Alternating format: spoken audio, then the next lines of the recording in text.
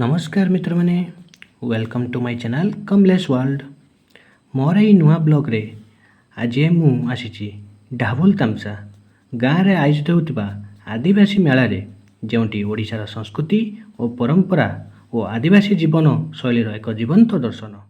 ढाबुल तामसा आदिवासी मेला केवल ये उत्सव नुहे, यह आम माटी मनीष और परंपरार उत्सव।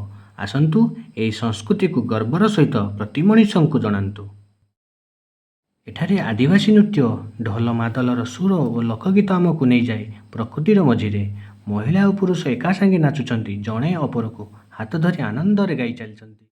संध्या समय आयोजित होता लोकनृत्य और सांस्कृतिक कार्यक्रम देखने लगे आदिवासी जीवन आउ केते श्रृंगारिक और जीवंत।